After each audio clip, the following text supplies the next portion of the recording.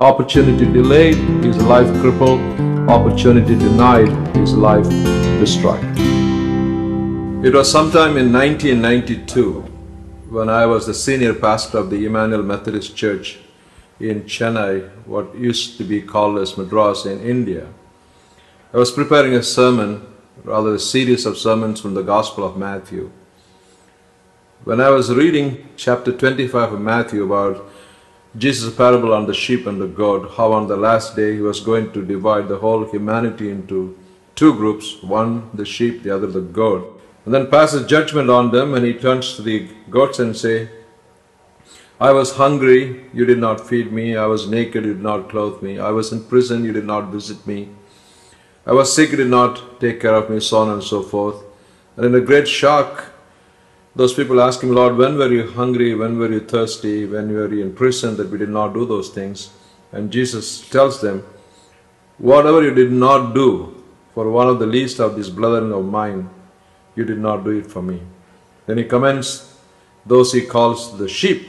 He tells them, I was hungry, you fed me. I was thirsty, you gave me a drink. I was in prison, you visited me. And I was a stranger, you invited me into your home, so on and so forth. And they again in surprise ask, Lord, when all this happened to you, and when did he help you? And he tells them, well, whatever you did to one of the least of this brethren of mine, you did unto me. I looked at that passage and I was supposed to preach a sermon the next morning, but something got hold of me. I stopped, I paused. I said to myself, it's all easy for me tomorrow morning to go to the pulpit and preach a beautiful sermon to the people, challenging them to get involved in the needs of people, all the needy people around. But the question that came bouncing back to me was, what are you going to do? You're going to tell others what to do, but what are you going to do for the needy and the poor that you see on a daily basis in this city of more than 10 million people? Well, I couldn't continue on with my preparation. I stopped writing my notes. I closed the Bible. I went to bed. I couldn't sleep. I laid awake. Got about 2 or 3 in the morning, went down to my study and continued my thoughts. And then and there God spoke to me again. I said, Lord, yes, I'm willing to do something for the sake of the poor and the needy. If you could give me a vision and lead me, I will do that.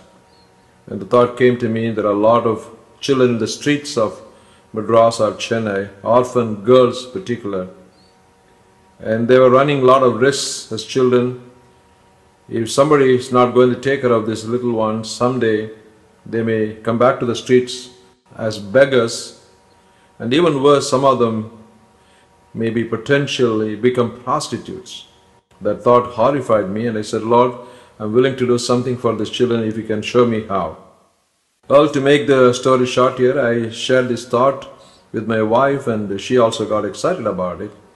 As I kept praying, the Lord led me to 2 members of my church, men who I've known for quite a few years.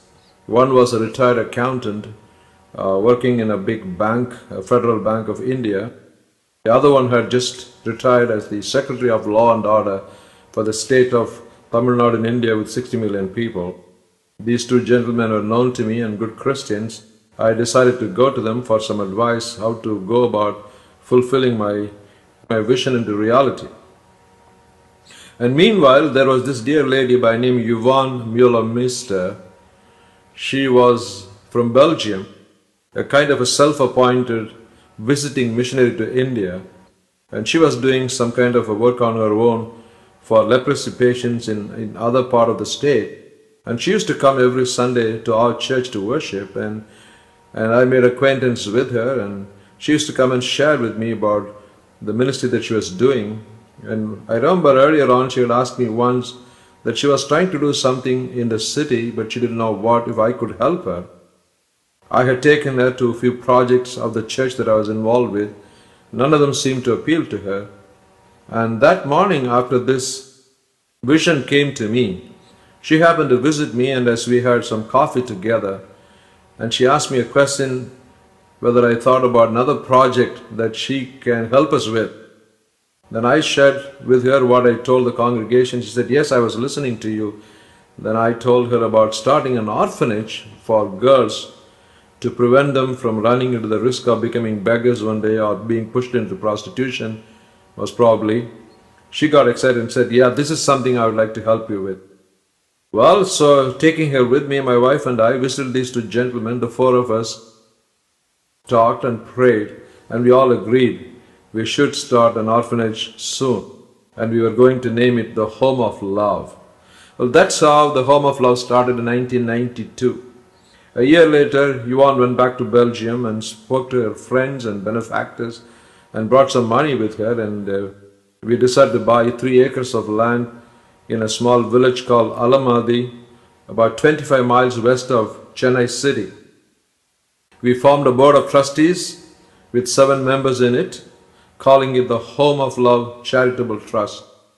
By 1994, a year later, we were able to construct 2 buildings on the land that we had purchased and started a home with 7 children. At that time, all the 7 children were about 3 to 4 years old. All of them had come from the slums nearby in the city. Today, we have more than 60 children, and their age varies from anywhere from 3 to 4 to 17 and 18. And in addition, by 2004, a few years ago, we added more land. We bought another 6 acres of land with the donation that we are able to raise from friends and churches. The reason why we had added lands was this, because meanwhile we had a vision to start a school on campus.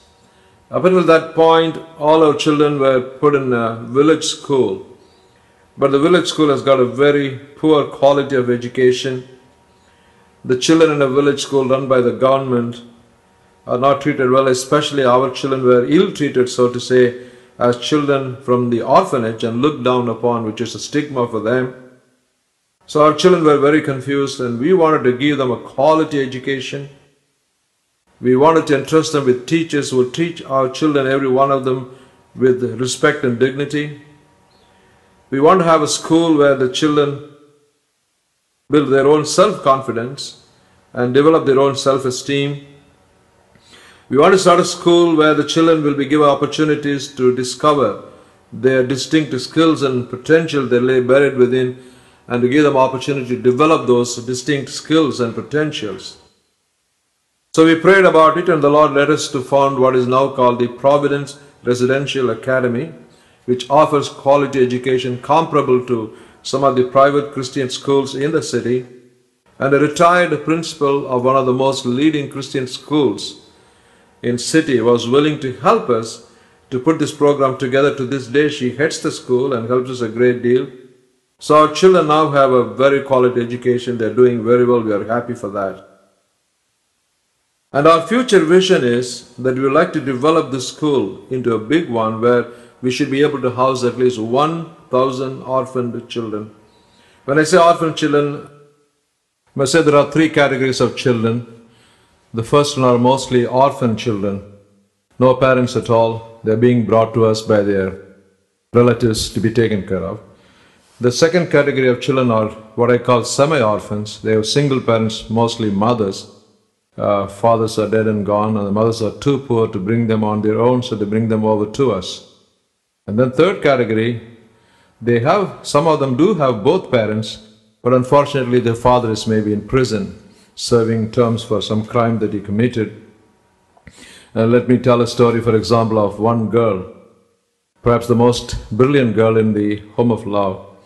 When she was about 4 years old, her father was a drunkard. One day he came home and picked up a quarrel with her mom.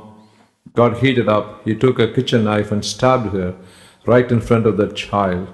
Mom fell to the ground, bleeding.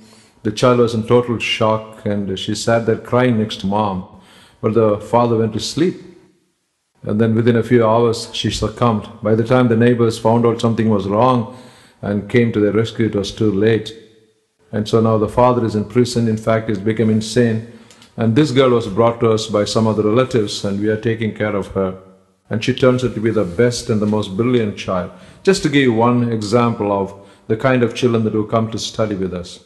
Inasmuch as God helped me through other people, I would like to be an instrument in God's hand in helping children who need help, to give that opportunity they need. And so we believe opportunity delayed is life crippled, opportunity denied is life destroyed.